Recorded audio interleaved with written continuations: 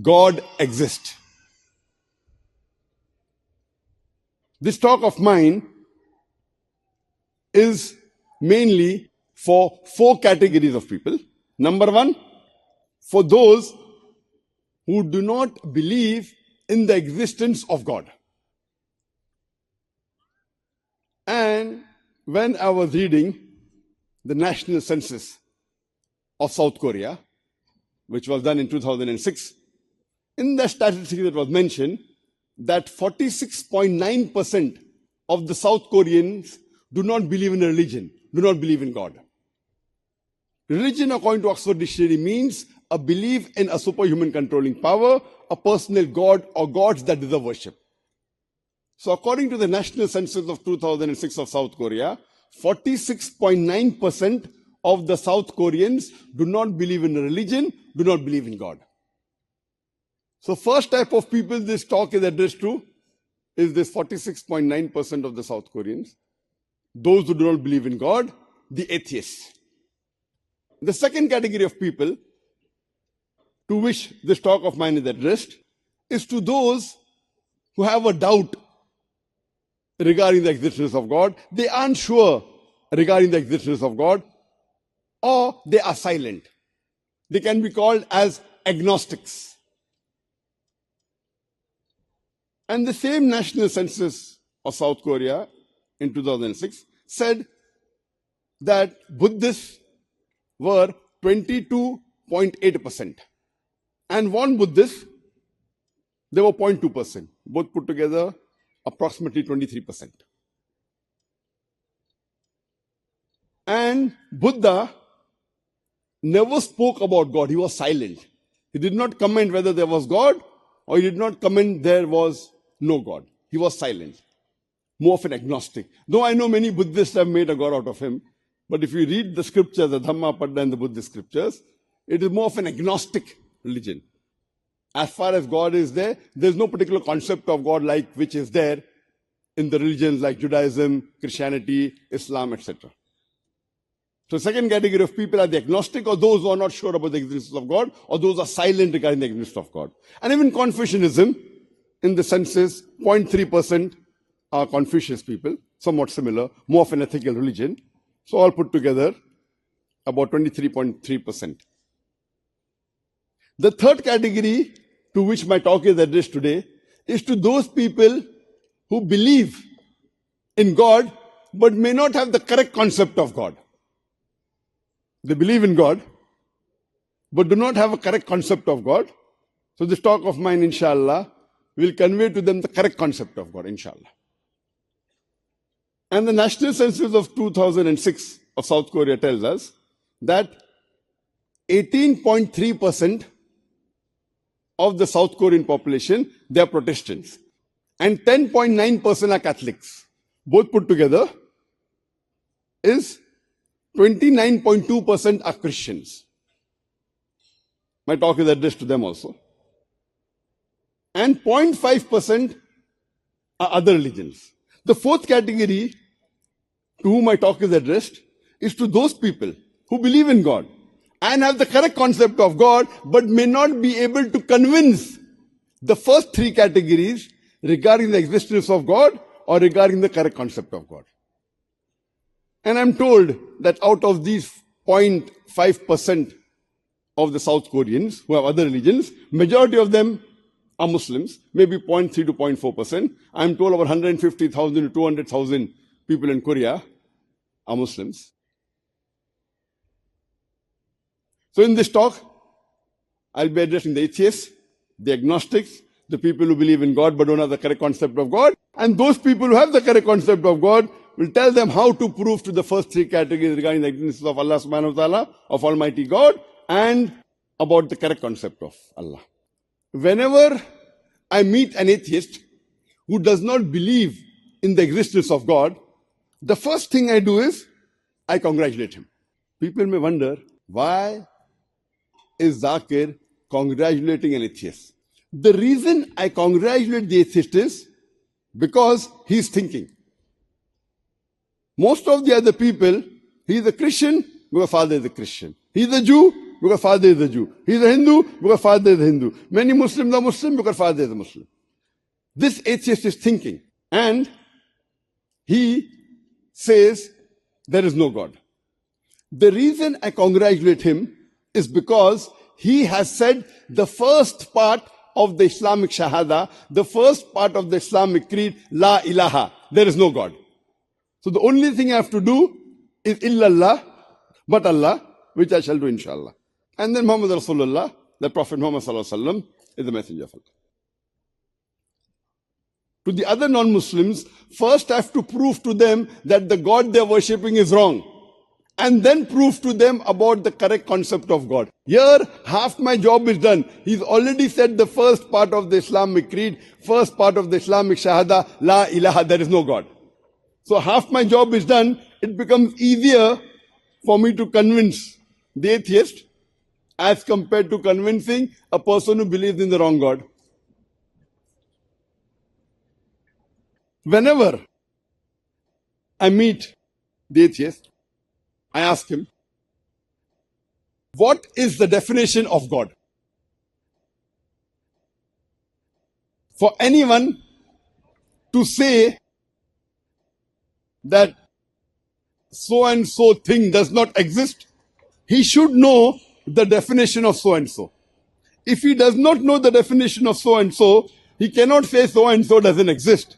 So if anyone says God does not exist, he should know the definition of God. Otherwise, he cannot say God does not exist. For example, if I say this is a book, for anyone to say this is not a book, he should know the definition of a book. If he does not know the definition of a book, he cannot say this is not a book. Some people may argue and say, no, if I know the definition of the thing you are asking, I need not know the definition of a book. For example, if I say, this is a kalam. For you to say this is not a kalam, you have to know the definition of kalam. Somebody will tell me, no, brother Zakir, I know this is a pen. So because I know this is a pen, I need not know the definition of a kalam, and I can say this is not a kalam. This logic is not correct. Most of the time it may be correct, but not always. For you to say this is not a kalam, you have to know the definition of kalam. Only by knowing this is a pen, your answer saying that this is not a kalam because I know this is a pen, your answer sometime may be wrong, sometime may be right. Because kalam means in Arabic and Urdu, a pen. Kalam in Arabic means pen. Kalam in Urdu also means pen. So if you did not know the definition of kalam, you say, no, this is not kalam, this is a pen. That is the reason logically for you to say this is not a kalam, you should know the definition of kalam. You may know this is a pen, but the moment you come to know kalam and pen are same, then you will not say this is not a kalam. Then you say yes, this is a kalam. Therefore, to say so and so thing doesn't exist, you should know the definition of so and so. So similarly, when atheist says God does not exist, first thing I ask him, what is the definition of God? If he doesn't know the definition of God, he cannot say God doesn't exist. You know why? The atheist, he sees around himself that the God the other people are worshipping, that God requires to eat, that God requires rest, that God requires sleep, the God requires help, the God that can die. He says, I don't believe in such a God. Maybe having parents who are religious, maybe having friends who are religious, but his mind, his logic doesn't accept that how can someone who requires to eat like me, someone who requires to sleep like me, someone who requires rest like me, that person can be God. How can a person be a God who requires help? How can a person be a God who can die? So that's the reason he says I do not believe in God. For example, if someone tells me, I do not believe in Islam, which is the religion of terrorism. I do not believe in Islam, which is a religion against human rights. I do not believe in Islam, which is a religion which is against the rights of women. I do not believe in Islam, which is an illogical religion. I do not believe in Islam, which is an unscientific religion. I tell him, even I do not believe in Islam if it is a religion of terrorism. Even I do not believe in Islam if it is a religion against human rights. Even I do not believe in Islam if it's a religion against the rights of women. Even I do not believe in Islam if it's an illogical religion. Even I don't believe in Islam if it's an unscientific religion. But I know the correct concept of Islam. What he's doing, he's rejecting the false concept of Islam, which is propagated by the media. This person, this non-Muslim, he's against the pseudo-Islam. The Islam which is spread by the media, which is not the correct definition of Islam. I will tell him, but I know Islam. That's the reason I believe in Islam, which is a religion against terrorism. And one verse of the Quran is sufficient to prove my point. It's mentioned in the Quran in Surah Ma'idah chapter 5 verse number 32. That if anyone kills any other human being, unless it be for murder or for spreading corruption in the land, it is as though he has killed the whole of humanity. And if anyone saves a single human being, it is as though he has saved the whole nation. So Quran says if any human being, whether Muslim or non-Muslim, kills any other innocent human being, whether Muslim or non-Muslim, it is as though he has killed the whole of humanity.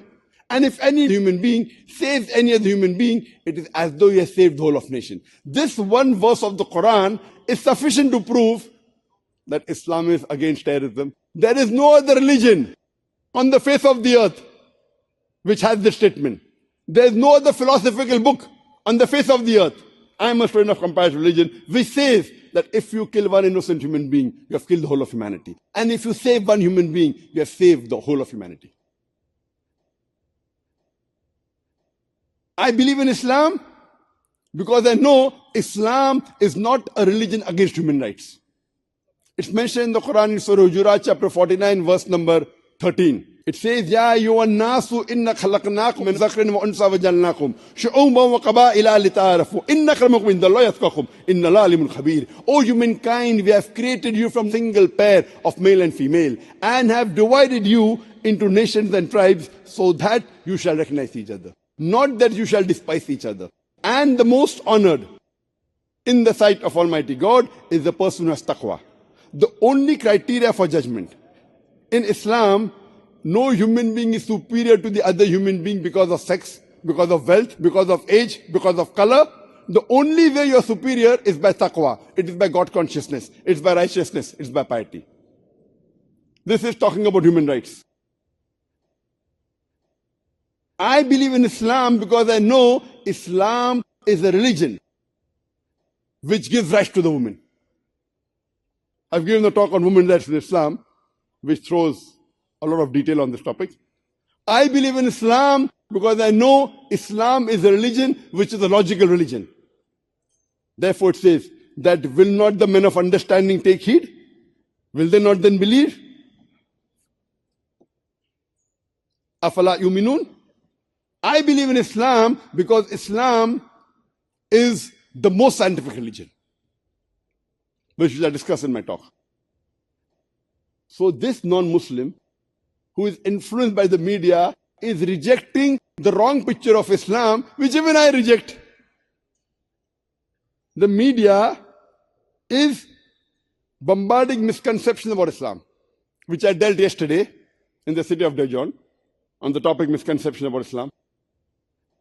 The same way these atheists, because they do not know the correct concept of God, they are rejecting the concept of God which is prevalent in most parts of the world, that God requires to eat, God requires to rest, God requires to sleep, God requires help, God is not capable of everything, God doesn't know, God that can die.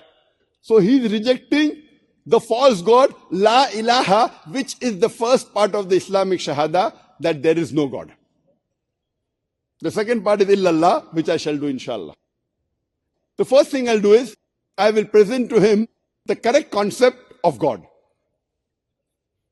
The best reply that any Muslim can give regarding the concept of Almighty God, regarding the concept of Allah subhanahu wa ta'ala, is quote Surah Ikhlas, chapter number 112, verse number 1 to 4, which says, Kul huwallahu ahad. Say, He is Allah, one and only. Allahu samad. Allah, the absolute and eternal. Lam yalid wa lam yulad. He begets not, nor is begotten. Walam yakul lahu kufuwan ahad. There is nothing like him. This is a four-line definition of Allah subhanahu wa ta'ala given in the glorious Quran. If any candidate you say is God, if that candidate fits in this four-line definition, we Muslims have got no objection in accepting that candidate as God. The first is, Kul wallahu ahad. Say there's Allah one and only. Allahu samad. Allah, the absolute eternal. Lam yalid wa lam yulad. He begets not, nor is he begotten. Walam yakul lahu kufuwan ahad. There is nothing like him. This is a four-line definition of Allah subhanahu wa ta'ala, of Almighty God, given in the glorious Quran. Any person saying that so-and-so candidate is God, if that candidate fits in this four-line definition, we Muslims have got no objection in accepting that candidate as God. This Surah Ikhlas is the litmus test. It is the touchstone of theology. Theo means God, logy means study, theology means study of God. Surah Ikhlas is the touchstone of theology. You may be knowing the meaning of a touchstone. If you want to buy or sell gold jewelry, what do? You go to a goldsmith, and the goldsmith verifies how pure the gold is. He takes your gold jewelry and rubs it against a stone called as touchstone. Depending upon the color, he tells you that this is 24 karat gold. Or he may say it is 18 karat gold. Or he may say it is 16 karat gold. Or he may say it is not gold at all, because all that glitters is not gold. Surah Ikhlas is the touchstone of theology. Whichever God you are worshipping, put him to the test of Surah Ikhlas. If that God passes the test, he is a true God, otherwise he is a false God. For example, there are some human beings who consider Bhagwan Rajneesh as God. Once a Hindu during question and answer session asked me, Brother Zakir, we Hindus don't consider Bhagwan Rajneesh to be God. I never said Hindus believe Bhagwan Rajneesh is God. I've read the Hindu scriptures. Nowhere do the Hindu scriptures say that Bhagwan Rajneesh is God. I said some human beings believe that Bhagwan Rajneesh is God. Let's put this Bhagwan Rajneesh to the test of Surah Ikhlas. The first is, Kul huwallahu ahad. Say, He is Allah one and only. Was Bhagwan Rajneesh one and only? There are many human beings who have claimed to be God. Especially the country where I come from, India, thousands of men have claimed to be God. He's not the only one. Let's go to the next test. Allahu samad. Allah, the absolute and eternal. Was Rajneesh absolute and eternal? When we read his autobiography, he writes in his autobiography that he was suffering from asthma, from chronic backache, from diabetes mellitus. Imagine Almighty God suffering from asthma, chronic backache, from diabetes mellitus. The third test is, Lam yalid wa lam yulad. He begets not, nor is he begotten. We know that Bhagwan Rajneesh, he was born in Madhya Pradesh. He had a mother and father. And in the year 1981, he goes to America. And in the state of Oregon, he starts his own village called as Rajneeshpuram. And there he takes tens of thousands of Americans for a ride. Later on, the American government arrests him and puts him behind bars. And Rajneesh, he alleges that the American government gave me slow poisoning. Imagine Almighty God being slow poisoned. And later on, in 1985, the American government throws him out of the country. He comes back to India in the city of Pune, where he had his own center. He goes and again names it Osho Commune. And if you go to a center in Pune, the Osho Commune, and if you go to a Samadhi, Samadhi is after a person dies, they burn and the ashes are kept there. When you go to a Samadhi, it is mentioned on the stone on the Samadhi, Bhagavan Rajneesh, Osho, never born, never died, but visited the earth from the 11th of December 1931 to the 19th of January 1990.